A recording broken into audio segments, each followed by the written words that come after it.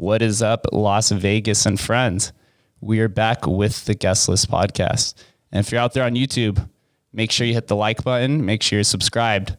We have almost 200 hours listened on YouTube over the last month. So that channel is growing. And I know if you guys like to watch podcasts like myself, I highly recommend that you should do that as well.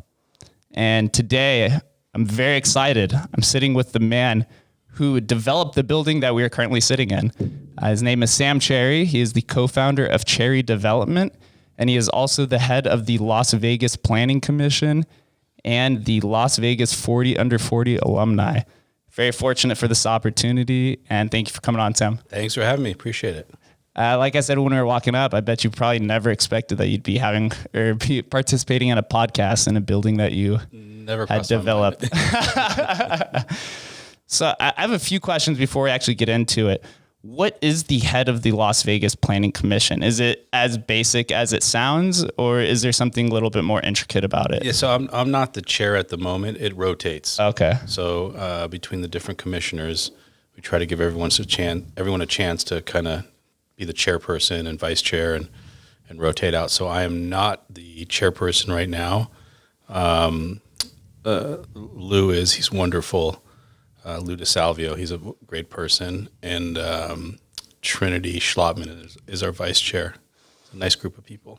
For this planning commission, does that focus on just the downtown and Arts District area, or is it comprised of a little bit more things? It's the entire city of Las Vegas. Oh, okay. And so each council person will appoint a commissioner to kind of work in stride with their district that they're elected for, and then the mayor appoints a person. She appointed me.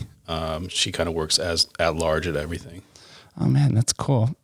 I've learned through this podcast, there's so many different commissions and different planning groups that it's hard to know what everything is. Sometimes it sounds more simple than it is, but then other times I'm like, I have no idea what this is. Yeah, I mean, planning commission, it's fairly simple in the sense that if it's a land use application, someone wants to build a building, someone wants to open a bar, it just goes through like an application process. It comes through planning commission. Sometimes it stops there and it's approved and it's ready to go.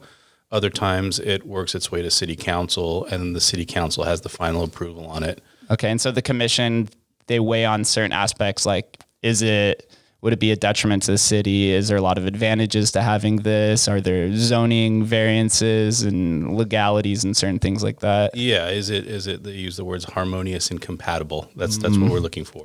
Those are the buzzwords. Well, I guess if you're in Vegas, if you're a bar, you're probably harmonious in some sense. Yeah. There's so many, and taco shops. I actually saw a study, or not a study, it was a survey recently that Vegas has the most taco shops per capita in the US. Yeah, it was like 1 in 200 people, there's a taco shop in Vegas. Do you have a favorite? Ooh. I would say when I went to UNLV, I used to go to tacos and beer all the time. That was my spot for a long, long time. I haven't been out there in a little while, but for now that I've lived down here, I like Casa de Juan. Yeah, love it there. Is awesome. There's another one, Baja Mar. Right? Baja Mar is good too. Yeah, I didn't even know about it. Yeah, it's fantastic. Yeah, I'm a sucker for seafood. Yeah, anything seafood. I love it. So let's start with the beginning of your backstory for the people who don't know you.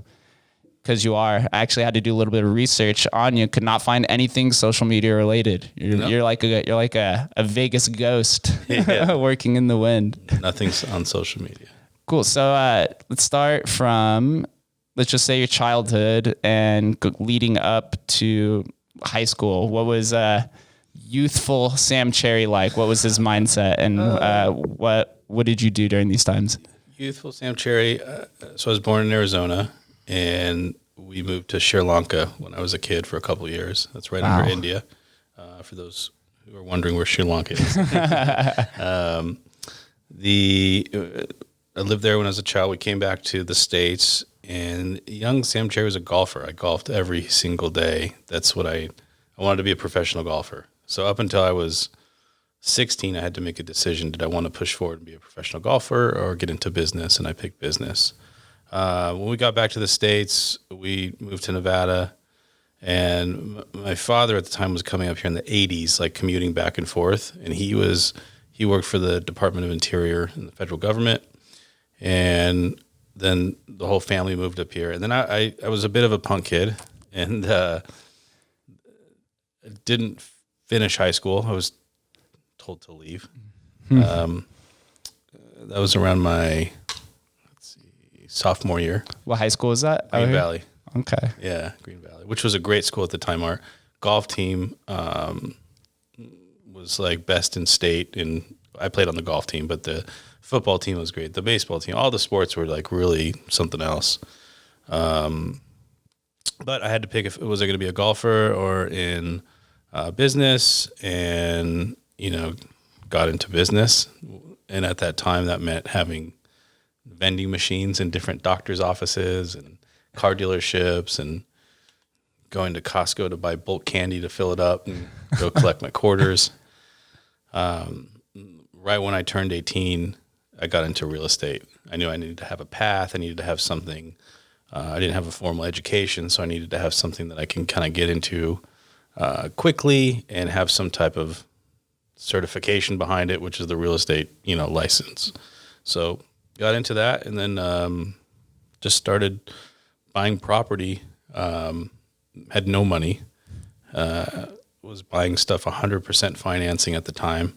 In the 90s, in the late 90s here, you really couldn't. You could just throw a dart in Las Vegas, and whatever you hit was going to appreciate. Residential wise, it just kept going up 10% a year, 20% a year, 8, whatever it was. It was just usually double digits. So some dumb luck there, but it would just kept. I really had no money to like fix these properties, like call a property management company. I didn't know from a property management company. I was the property management company. So I could come in and I could fix your sink. I could fix your toilet, your shower, whatever I had to do is because that's what I had to do. I didn't have the money to do it. So that's kind of how I learned basic maintenance stuff, I guess, just to keep going and save money and move along. And then it turned into someone that kind of took me in, not kind of, full on took me in off the streets, because my family had moved away when I was a kid in Vegas. And so a gentleman named Harris Riddoff took me in. And he kind of taught me everything I know about life and business and everything that I'd kind of want to know. He was my mentor, is my mentor. He's still alive. He's 80, going to be 87 this year. Wow. So he let me kind of attend his meetings that he'd have for different things, for, buildings that he was going to do or a business he was going to invest in.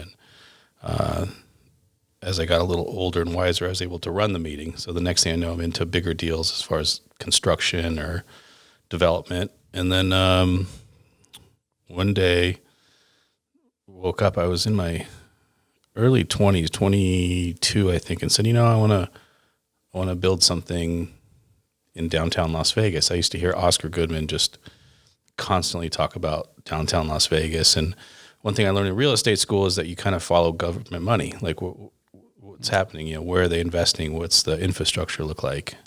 And it was all downtown. You could do whatever you wanted to do in downtown because there was nothing down here.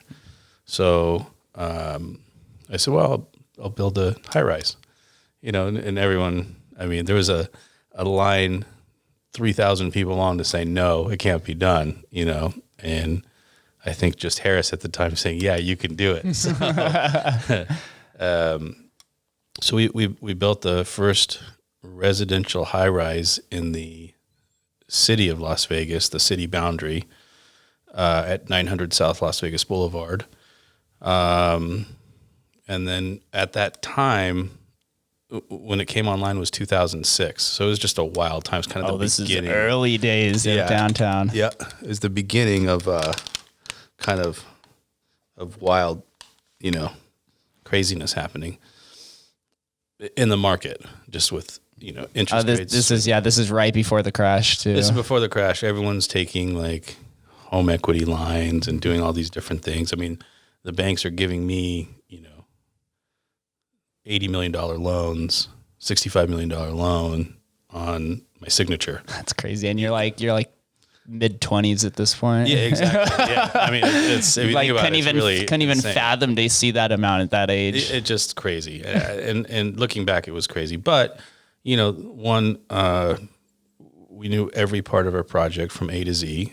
2 we pre-sold half the building. So, you walk into a lender and say, here's 50% sold, here's deposits, here's checks. Like they're like, okay, this makes a lot of sense. So I can't say no. yeah, that's how we kind of started in downtown. Yeah, that's that building is SoHo Lofts, correct? Yeah.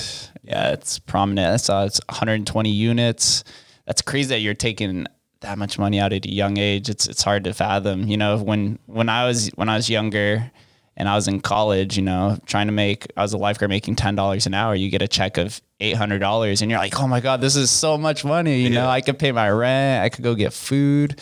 I could go bowling one of these nights. Like Yeah. it's cool. But you took the most direct path to business, which is something that I wish I would have done back then. You realize that you don't need college to find success. And I think that's something society's kind of catching on nowadays, is that it's not just your bookworm education.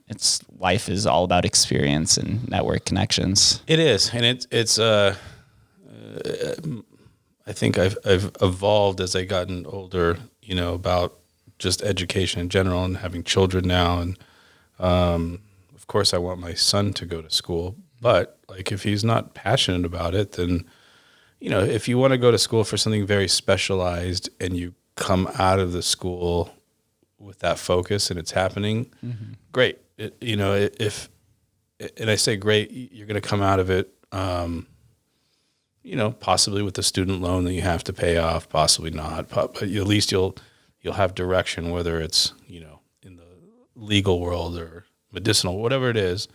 But if you're going in just to get through and party, I mean, you can not go to school, make money and party. Oh, that's definitely plagues a lot of us Vegas kids. I was similar, went in for kinesiology, partied a lot, social networked, didn't use the degree towards anything, but I know people who have actually gone into like massive debt and still weren't able to find a job or do it. It's confusion. So I think science, like you're saying, it's more for the hard sciences. If you want to go in for biology, chemistry, physics, some things like that, but the more subjective, vague ones like communications, business, entrepreneurship, marketing, a lot of this you can just learn on your own. It's probably preferred by employers as well, or businessmen. Yeah. And so when I hear someone tell me they have that degree, it doesn't make a lot of sense because I didn't go to college, but I do know, would the person probably have the job without that? Probably. They're probably pretty savvy and probably like passionate about what they're doing, and they would have carried through without it. So it just tells me like, the decision or the setup of college should be really thought about, for people. But it's hard to say. Like, it's also like supposed to be one of the most exciting times when you're young and kind of off on your own and experiencing different things. It's more so now like just a networking opportunity, because you get all of these kids who are 18 to 25 and they're still trying to figure out their own lives and find themselves. So it's a lot easier to connect with someone and build those relationships.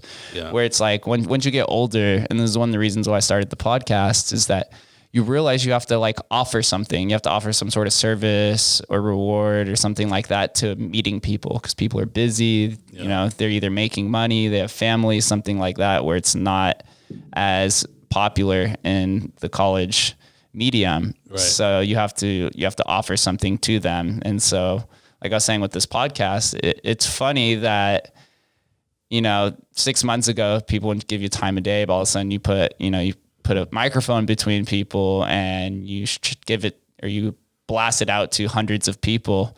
A lot of these people see massive opportunities. So it's something cool to find as well. And the same goes for business as well. When you're in the startup phase, or when you're trying to build something new on the cutting edge, people will look into that and they want to relate to you.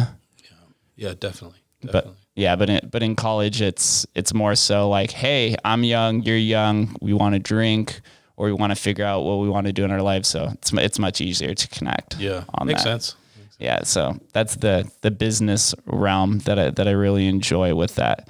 But going back to the developments, Take me through that mindset of, okay, you built this in 2006, took out, 60 to $80 million loan, and then the financial crash happens in '08. Was there any sort of worry to losing all of your residents in the building? No? So the first one, SoHo Lofts, it was all condo. So we sold the units. When we closed the units, we were done and moved on, gave the money back to the bank, took our profit and moved on.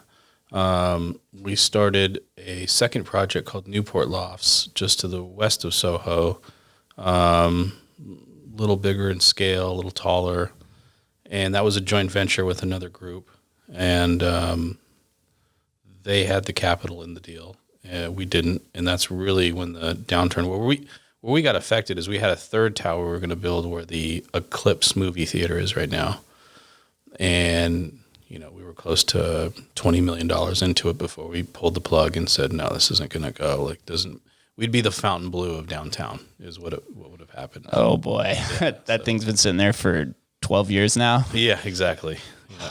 That's intense. What is it about downtown? Obviously the money is what attracted you here and got you here, but there has to be something about the area that's kept you here to keep building, right? The building that we're in now is your third building, and that's about a 14-year time span between, and you had few other developments in between. What is it about the area that keeps you focused down here? Yeah, and just, it wasn't, the money isn't the driver for it. Mm-hmm. I've never really approached a deal that way. It's more of, what do we want to do? Does it make sense on paper financially? Because if you're using a lender, it has to. Mm-hmm.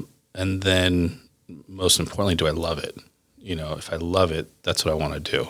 It'd be easy for myself and my team to go out and build in the suburbs and kind of do the cookie cutter thing, find those deals. And for me personally, it's extremely boring. It's it dulls my mind. I'm not interested in it. And I know some very, very, very wealthy people that's all they've done, and they've done well with it, and they're very happy. For me personally, I couldn't live out in Summerlin. I couldn't live out in Green Valley. I couldn't, I would just literally go crazy. So the action of downtown, the feeling of life it has, the real people that you meet, the entrepreneurship with the small businesses, it really runs the gamut of what I love about downtown. So, and then specifically where we're at in the arts district, we've always done something associated with art. It's just something that's a passion of mine. And something I remember I went to a school in Arizona that focused on art, and it just kind of stuck with me, mm-hmm. And so it's something I easily gravitate to and don't need a college diploma to do it. Right. So the arts district was, I'd say it's still in its infancy right now. Oh, no doubt. There's still a lot of the building across from us is still being renovated. There's still plots of lands and a lot of kind of rundown houses that are beginning to be bought up and developed into something else. So imagine it 15 years ago. That's what's crazy, man. It's changed so much, and it's still in its infancy, and people that are expecting. There's no overnight successes. This is a long game in downtown, which is why, I'll give you an example. You can walk out of Turnberry, which is a beautiful development. It's very nice. Its location or proximity to the strip is nice. But when you walk out of Turnberry, you're not walking anywhere. And for the last 20 years, you can't walk anywhere. And in the next 20 years, you're probably not walking anywhere. It's just, it is what it is. It's not going to turn into anything special in my mind around it. And that's okay. Downtown has that longevity where if we were to fast forward 20 years, 40 years, 50 years, you're going to see more growth, more business. And that's really what happened to us 15 years ago when we started looking at downtown. There's a story to tell about the future. And this was before the Performing Arts Center. This was before the Lou Ruvo, the World Market, the outlet mall that's over there. Anything that happened with Zappos, which is a lot later than all of those things. It has a nice story that is still in its infancy.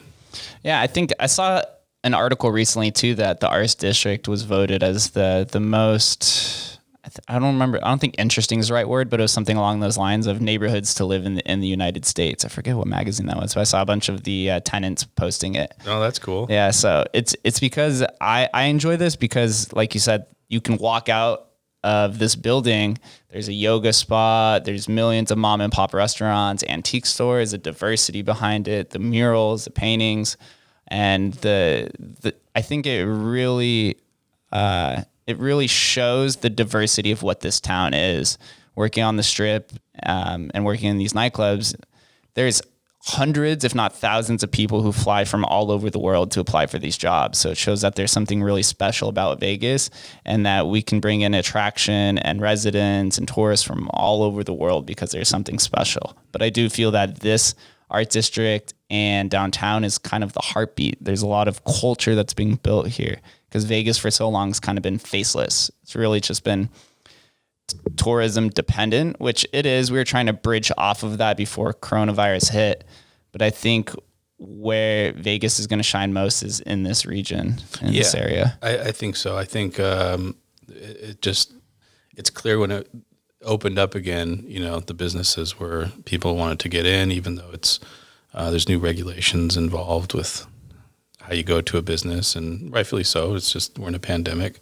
But you could see it instantly turn back on, where other parts of the valley, people were still hesitant to kind of go and frequent their spots or, go to their local coffee shop and different things. Yeah, this is literally Friday through Sunday. I wake up at 8 a.m. and the streets are already packed. Casino Center is filled with people already. Yeah. People absolutely love this area. Do you see a difference between the arts district and downtown as far as like the living or the community, or do you think those are both just kind of attached with each other? As far as the surrounding areas? Yeah. Like, do you think that you have to build each of these separately, or do they kind of flourish together because they're close in proximity? So we built SoHo. It was actually going to be across right behind where City Hall is right now. Okay. Found a parcel. I went to it and was going to buy it. Came back at night and I hear swearing, cussing, people going crazy, fighting. And I look up, it's the jail. So I'm like, okay, can't go here. So then we found the other site, the site that it's on now, which is on Las Vegas Boulevard. And it just worked out perfectly because Las Vegas Boulevard, you can go anywhere in the world and say that, and everybody knows it. If you were to say 4th Street, they'd say, what are you talking about? But at that time, 4th Street was the only street in downtown that the city did infrastructure improvements with sidewalks and planters and street widenings. So we were able to tell the story of, you're on Las Vegas Boulevard. This is the new city infrastructure. This is what the rest of downtown is going to look like. Because if you go one block over, there's no sidewalks, there's no landscaping, there's no lighting, there's nothing, So it was easy for us to tell the story. And Soho's in the northeast corner of the Arts District, where this is kind of more central, south in the arts technical boundary. But we're going to do about 1,000 units in downtown is the goal. That's what we're shooting for. And we're going to go back and forth between this area and kind of that Fremont east, farther east though. Down by like Commonwealth area? Down by the Ferguson. Okay, yeah, so a little bit farther down. Yeah, a little farther down. So, and this is what we were going to do in 2009. This site we owned in 2009, and we owned the one on 11th and Stewart. So you held on that for a long time. Yeah, so we had it. It went away. It came back. Like we had it entitled. We were going to do the projects. That's markets tanks. We stopped everything. So we're going to do that project next on 11th and Stewart, and then bounce back over here to the Arts District and do another project and just kind of keep letting it organically grow, between the two areas. Have you guys considered building anything that's not residential apartments for the area? As far as condos? Yeah, condos or maybe like bars or restaurants or some sort of like artistic piece that would probably fit in really well here. Yeah, we've done, so we owned the Lady Silvia, which is now Millennium Fandom Bar. Okay. At SoHo. Yeah. And we also owned an art gallery in there. We had a grocery store in there one time. This is before, this was right after the downturn when there was nothing going on. We needed to find something to do to kind of a place to go, stay relevant. So we opened a little grocery store, and it was before Jewel was online and the Ogden was online. So there wasn't that many people living down here. And so then all of a sudden you had those open up, you had Zappos come down, and then we leased that out to the Good Witch, which is now the Good Witch shop down there. And we opened a pizzeria at the Plaza Hotel, pop-up pizza, that did very well for us. We ended up selling it. We opened a beer garden. We're going to do a mezcal bar actually here at Share, right next to Golden Phone. I'm excited for that. Yeah. Excited. I heard some rumors when I first moved in. Obviously, everything kind of stopped and paused because of the coronavirus pandemic. But yeah, that's tough to plan a business that the state wouldn't let you. Yeah. But we have the architect going, and we expect to be in the city for permits in January, and then hopefully open up by summertime. I'm an optimistic person just by nature, and I really hope that and feel that if we can kind of get on the other side of this thing to like June, July, in Vegas specifically, it's going to be a very busy time for everybody. Interest rates should still be low, and people can hopefully get back to work. Conventions start to come back to Las Vegas, and life kind of gets back to some normalcy, hopefully. Yeah, conventions are the lifeblood. It's unfortunate. Sheldon Adelson thinks that the industry is permanently damaged. I don't know if that's just because he's older and he just wants a way out of selling everything for all of his Vegas properties. But I think over time people will come back, because Vegas is one of the only cities in the world that can house 330,000 people for some sort of event. That's why EDC always comes out here. CES, it's like one of the few places. Yeah, the infrastructure is phenomenal. Mm-hmm. I guess Orlando's another one that has a lot of infrastructure, but I don't know if it has as much as Vegas. But I know it doesn't have it on one street. Right, yeah. Which is a big deal. Makes it easy. There's so much development. You have Elon Musk building the boring tunnel from, what is it? It's from the convention center to, I know it's going to like one of the Sapphire Strip Club and Resorts World it's going to. So yeah, I think, so I had a tour of it. It's amazing. I mean, it looks like when you're down in the tunnel, like you're on a different planet. It's hard to explain. It's really something else. But yeah, it looks like they plan to really expand their network and come up and down the Strip and come downtown. And it's one of those technologies you can see in the community that is divided in the sense, maybe politically, like understanding it, as opposed to like, older kind of tried and true stuff that's happened. Mm. Although that tried and true stuff that happened is expensive. It's, it takes time. It's, there's just newer technology out there. It's like the phone. We all had flip phones and it was great, but guess what? There's an iPhone or whatever the other one is, and Android. And yeah, I feel that Vegas does a pretty good job of tearing down the old stuff and building new stuff in replacement, and then taking whatever it needs and putting it in the Neon Museum or one of these other museums. But they're like, if we're going to be the entertainment capital of the world, and I know it's becoming a restaurant or foodie place to go in the world and some of these other areas of expertise, that Vegas is like, all right, we have to cut our losses if it's bad and build something new and get ahead of it, because the infrastructure of the U.S., I would say, is kind of laggard behind of a bunch of these Asian countries. But if we could build that infrastructure into the future in Vegas, it's going to only attract more than, what do we have last year? 45 million tourist visitors. Yeah. It keeps us on edge, I think. Meaning, like, people come here and they're like, wow, you'll never believe what I did in Vegas, or what they have in Vegas, or I think that's important, because everybody else wants to do the same thing. They want other cities. They want to have the conventions. They want the traffic there. And we need to be innovative. We need to be ahead of the curve. And I think, conversation and things like the boring tunnel, which is there now, you can go in it today. It's impressive. It's that wow, factor, I think. Yeah, and Elon Musk carries a huge community behind him as well. So anything that he does is only going to bring more attractions. Yeah. But as for now, as we talk, and the Strip is 95 to 99% dominated by tourism. I know downtown seems to be pretty dominated by the locals and the residents. That's always like the go-to spot. I mean, there's the hotel and people stay, but whenever a local wants to do a staycation, they tend to go stay at like the Plaza or one of these like local hotels.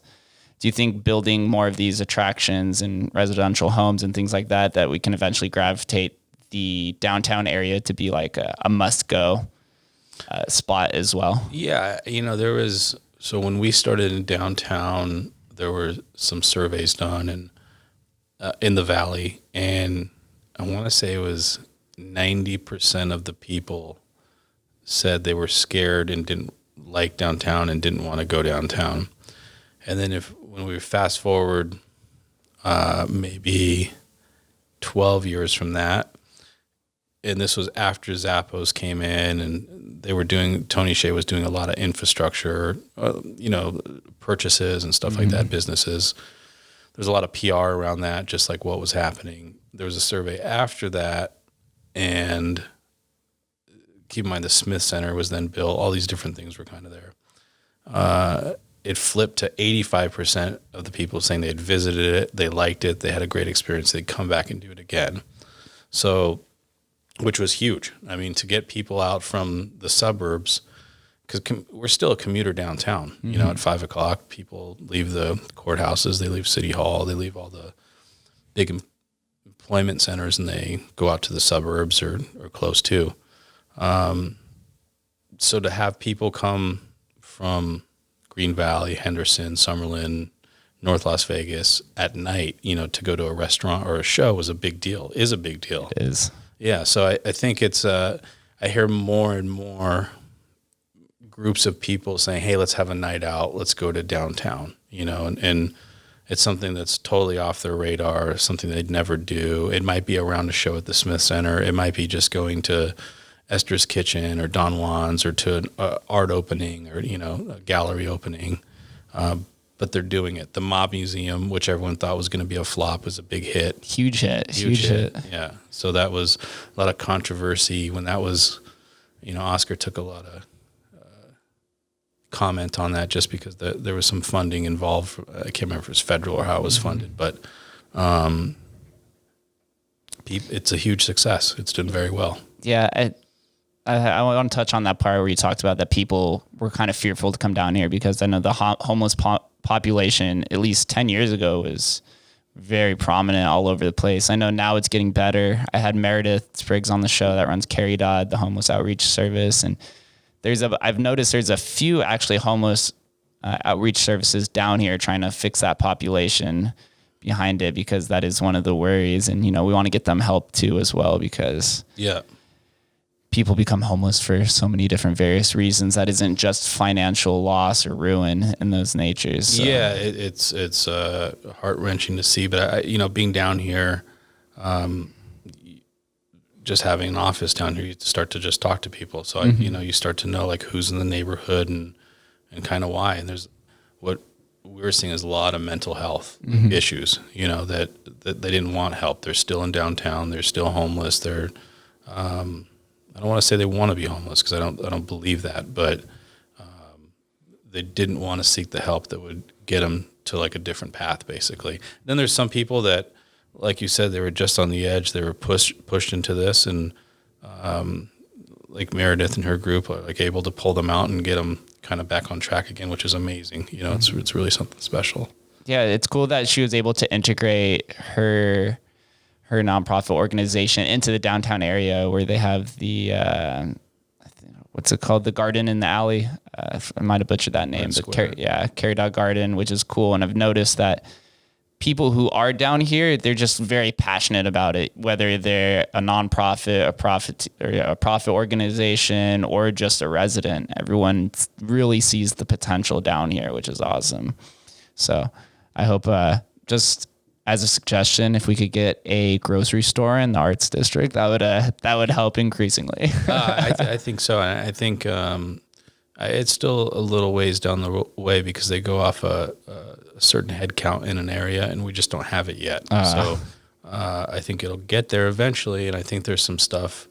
I know we've had some conversations with groups, and about the possibility of them, a grocery chain, being a tenant in a project. It's just we need a little more development. We need like these other projects to come online and get full, and so they can see a little more density of people actually living here. You're a rarity, so like living in the arts district. There's not that many people living in the arts district. That is true. Which is cool. I mean, there's a lot of visitors, there's a lot of businesses, but actually living every day of your life is a different story. Yeah, this building is what, 63 units? Yeah. I'm kind of curious, what was the mentality or the mindset of building Share? Was there a specific demographic that you were trying to attack to come in here? Was there a certain type of lifestyle? What was kind of the idea that grounded and then eventually built up into Share? It's something where we built these other buildings that were, I don't want to say more high end. They were just expensive by nature of size and type of construction with high rise. And we could quickly see that while that project was good for downtown, you can't have everything be a high rise in luxury in high end. It makes no sense. It's not a good recipe for downtown. So having, units that were at a better price point, and still having like respectable finishes is something we wanted to do. So we went in, we did stainless steel appliances. We tried to do upgraded floors, give a sense of like a nice product, but it's not $3,000 a month. Because the people that, were working at the hair salon downstairs at the other project or working the front desk, they didn't have a chance to live in the building upstairs. Well, now you're talking about them commuting 15, 20 minutes every day, which isn't a big commute, but if you can live in the same area that you're working, it's just that much better. You're saving time and costs as well. Yeah. And so you can show that like on a piece of paper, like just the commute and the, insurance if you don't have a car or car payment, whatever it is. Gas. Yeah. And so Share Downtown is kind of a brand that we're going to build on. And, COVID changed things a lot as far as how we wanted to entertain in the building. We wanted to have regular events in the building and really just bring in local businesses and, have a chance for them to shine and meet the residents and connect with the residents. And, but so now, like for First Friday, we have a gift for all the different residents that are here, and we're going to continue that until we feel comfortable doing events, where there's some music and food and different things. We're just not there today. But like our first thing, we have a young couple that created the Hamsa brand. Hamsa brand, like the Hamsa, yeah. Excuse me, and they make harissa, and it's delicious. So we have a bottle for each resident. You'll have one, which we're going to deliver this weekend for First Friday. Excited. And, yeah, it's very good. And so they live in the area, which is nice, and so we know, 10 or 15 different couples like that have these small businesses. We just want to make sure we connect them with the residents see something different happening in downtown and have some type of connection that way. So it's really kind of the essence of Share Downtown, just those connections. And that's brilliant, because it's not just some sort of structure where you're like, all right, like the share part of downtown is on the residents to do it, where it's like you guys are bringing and flourishing different ideas that come into fruition and kind of attaching it and linking it here. Because one thing I've noticed out here is like some of the building structures and the businesses and residents, they're like kind of intertwined and connected with each other, where it's like, you see a business and residents on store, and then right next door is like a 400 square foot house, and then there's a coffee shop next to it. Yeah. And then there's like I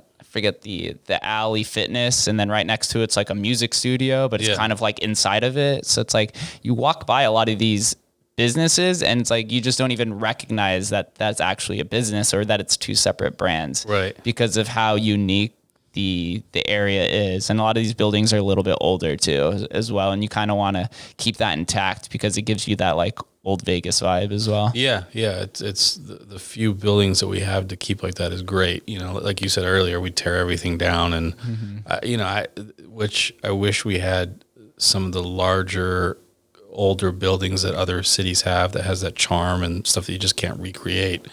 We don't, and that's okay. You know, so the few buildings that we do have, I think people are trying to make an effort to preserve them, which is nice. But yeah, getting back to Share Downtown, like that's, so we want to connect residents with businesses that, you know, like you just mentioned, that are hard to distinguish when you walk by, or and just make sure that they all have a personal connection with the owner or manager or someone there, and they know their neighborhood.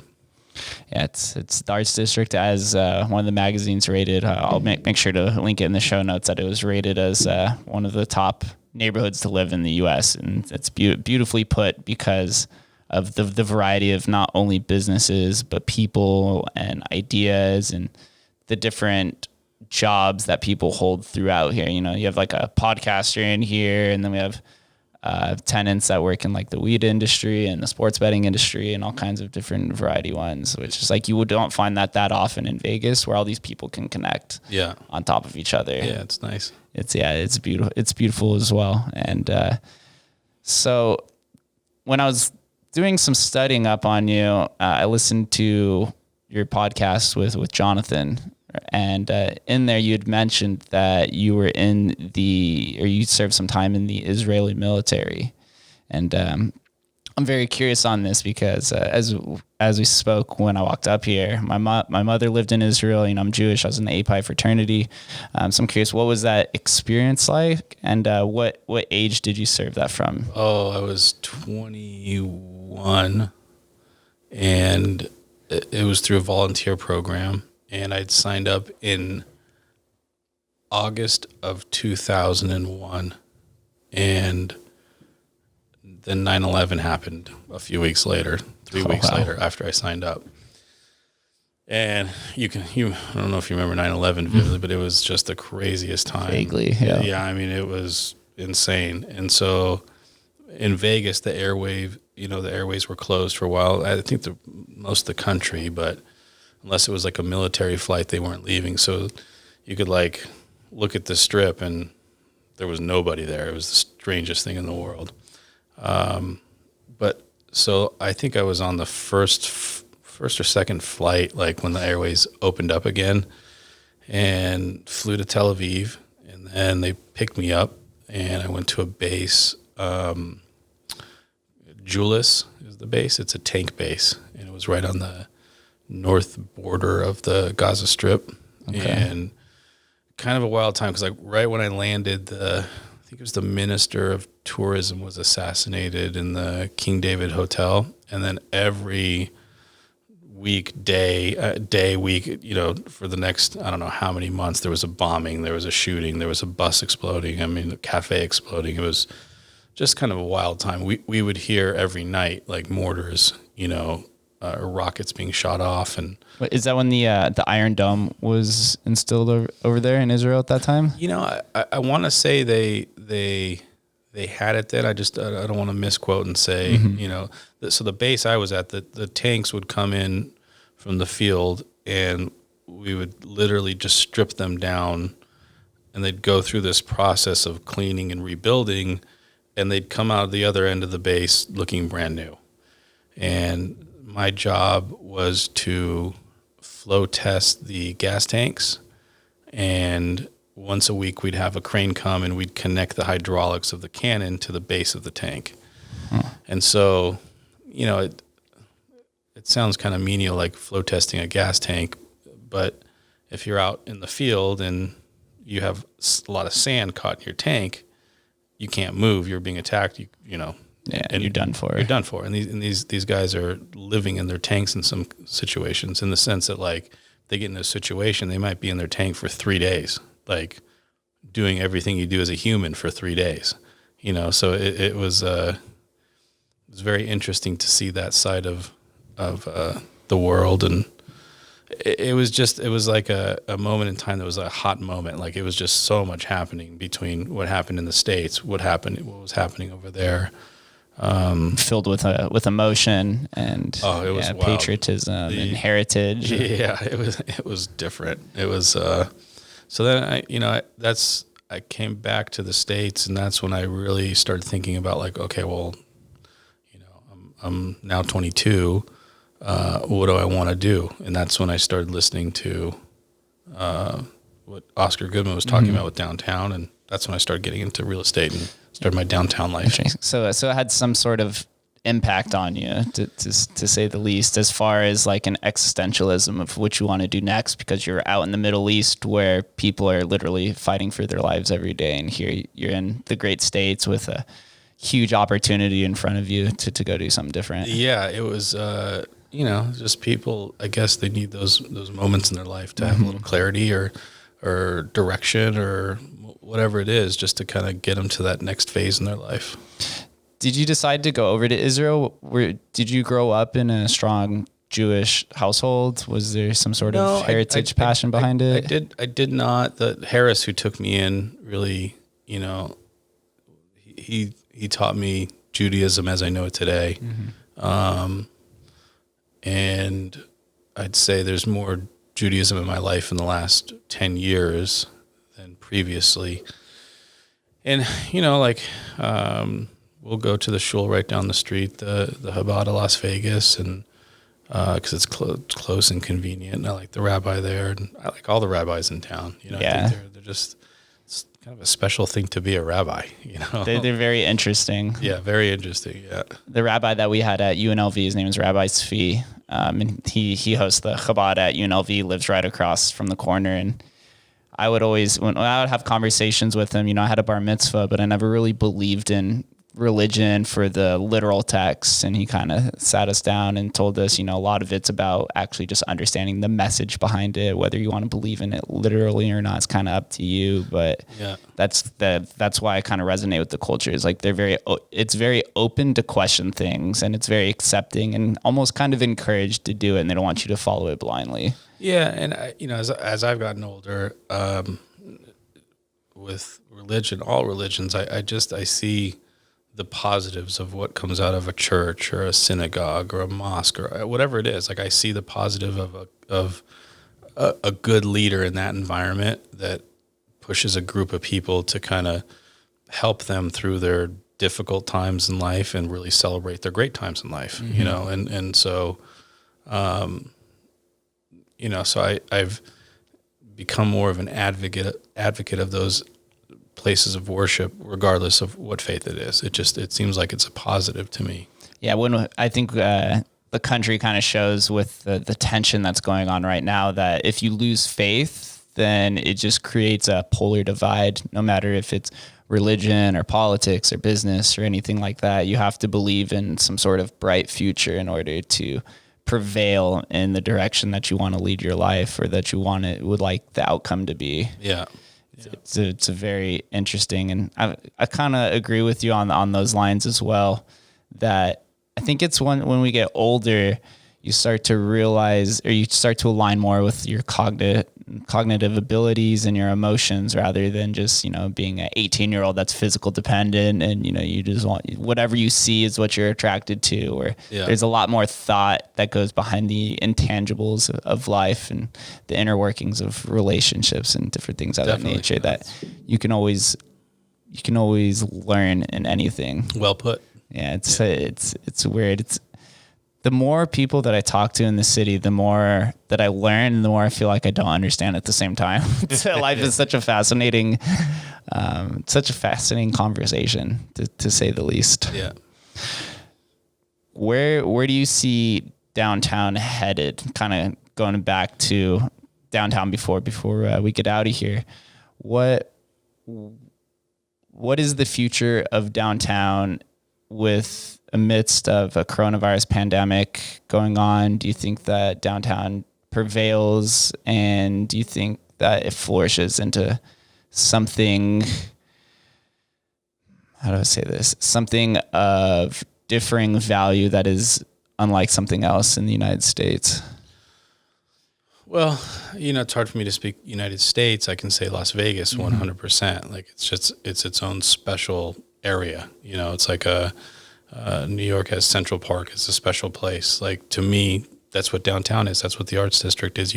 You've seen small business owners be very resilient and adapt and change. And on Main Street, you've seen them kind of get through a closure, an opening, a closure, an opening, and kind of back to some type of normalcy in their day now, which is nice. It gives a little peace of mind. Making money is a different story when you can only have 50% of the people. That's different. But at least they're like, have a place to go every day with some certainty that the next day that they can go there again, where 3 or 4 months ago it was like, okay, we can open, but wait, no, looks like we have to close again, and that's frustrating because it costs money and mentally it's straining.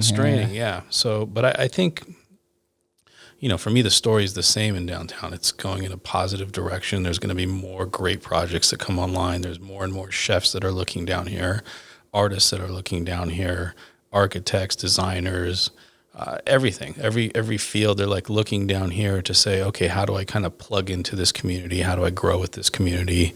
And the ones that are taking that leap of faith and coming down here, they're thriving. I think they're not just financially, just personally. They're opening up to new relationships. They're opening up to a different part of life that they were probably closed off from before. And that's important. That I think people find some type of happiness in what they do in life. It just, not everything's about money. It's about living life first, in my opinion. Yep. The energy down here and the atmosphere is different from anything I've ever experienced in Vegas. I lived over by UNLV for 3 years. I grew up on the east side. I've lived over in Summerlin. I've lived in Henderson, and just the community here. And I feel like the status of what you would consider somebody, whether they're a business owner, or a building developer or a tenant, everyone's very aligned with the same views and are very open to communicate with each other. There's no sort of